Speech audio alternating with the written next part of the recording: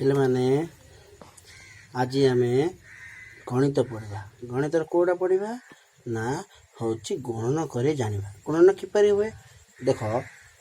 ଅଜା ଥିଲେ, ଗୋଟିଏ ଅଜା, ତାଙ୍କ ନାଁ ହେଉଛି ରମେଶ, ଆଉ ତାଙ୍କର ଦୁଇଟି ନାତି ନାତୁଣୀ ଥିଲେ। ଦିନେ ଅଜା କହିଲେ ଆମେ ଗୁଣନ ବିଷୟରେ ଜାଣିବା। ହେଲେ ଗୁଣନ କିପରି, ନାତି ନାତୁଣୀ ପଚାରିଲେ ଅଜା ଆମେ କିପରି ଗୁଣନ କରିବା?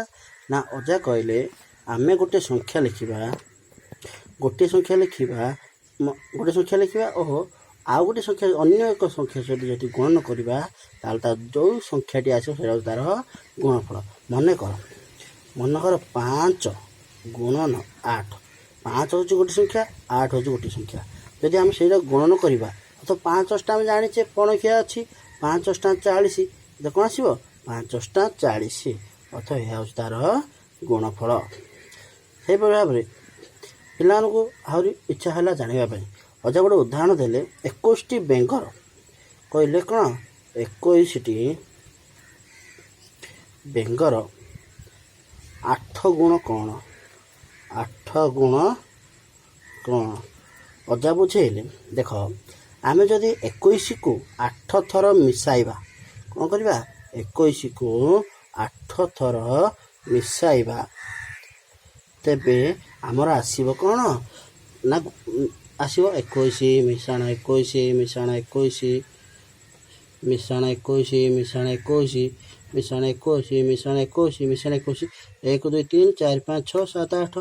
ଆକୁ ଯଦି ଆମେ ମିଶାଇବା ହେଲେ କ'ଣ ଆସିବ ନା 1 2 3 4 5 6 7 8। 8କୁ 1 8 ହେଲା 8, ତାର ଯଦି 2 ମିଶାଇବା 2 2 4 2 6 2 8 8 2 10 2 12 2 14 2 16, କେତେ ଆସିଲା ନା 168। ଏମିତି କରିଲେ ହେବ। ନଚେତ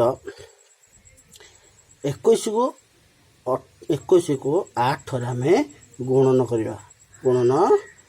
କିପରି ହେବ ନା 21 ଗୁଣନ 8। ଆମେ ଜାଣିଛେ 8 ବଣିକା 8 କେ 8, 8 ଦୁଗୁଣେ 16, ଆସିଲା ଆମର 168। ସେହିପରି ଭାବରେ ଆଉ ଗୋଟେ ଉଦାହରଣ ଦେଲେ ଦେଖ, ସେ କହୁଛନ୍ତି ଗୋଟିଏ ପଡ଼ିଆରେ, କ'ଣ କହିଲେ? ଗୋଟିଏ ପଡ଼ିଆରେ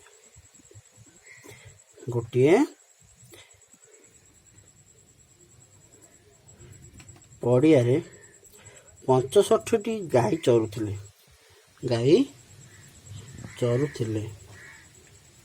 ସେମାନଙ୍କର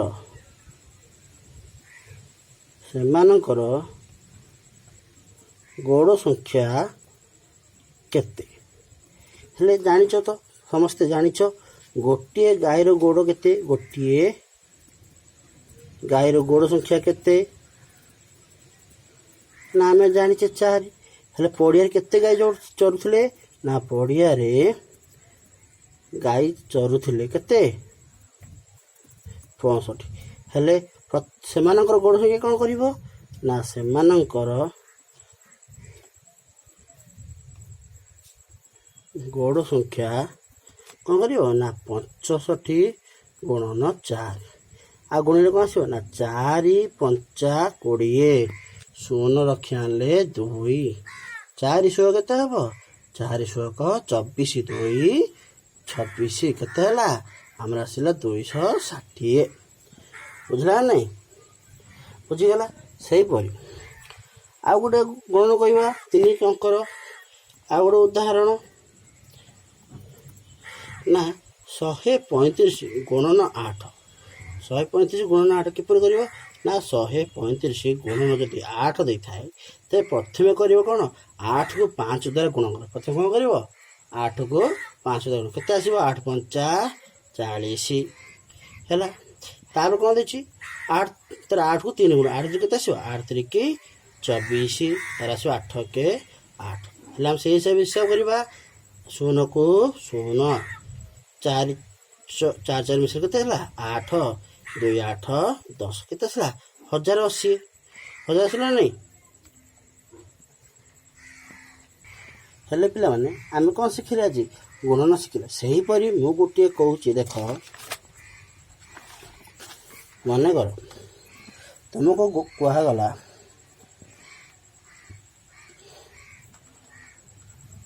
ଗୋଟିଏ କୁହାଗଲା ଗୋଟିଏ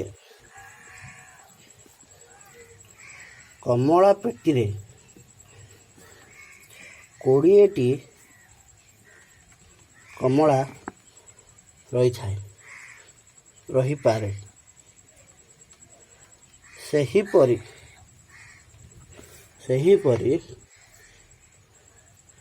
12ଟି ପେଟିରେ କେତୋଟି କମଳା ରହିବ?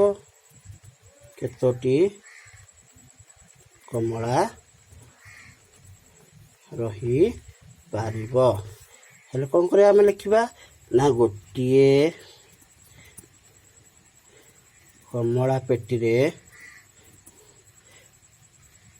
କମଳା ରହିପାରେ କେତେ ନା 20ଟି।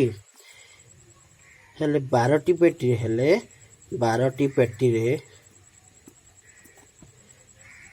କମଳା ରହିବ ନା କ'ଣ 20 ଗୁଣନ 12। ହେଲେ ଗୁଣିଆ କିଏ କରିବା 2 ଶୂନ 0 2 ଗୁଣେ 4 1 ଶୂନ ତା ତୁ ଗୋଟେ ସଂଖ୍ୟା ଛାଡ଼ି ଲେଖିବ 0 1 2 ଗୁଣେ 2 ହେଲେ ମିଶାଇ ଦେବ ନା ନାଇଁ 0 4 2 କେତେ ଆସିଲା 200। ଅତଏବ 12ଟି ପେଟିରେ 240ଟି କମଳା ରହିବ। ହେଲା। ହେଲେ ଆଜି ହେଉଛି ଘର କାମ ମୁଁ ଦେବି ନା 138 ଗୁଣନ 6 ଗୋଟିଏ, ଆଉ ଗୋଟେ ହେଉଛି 95 ଗୁଣନ 3, ଆଉ ଗୋଟିଏ 932 ଗୁଣନ 12 ମୋତେ କରିକି ଆଣିକି ଦେଖେଇବ। ହେଲା।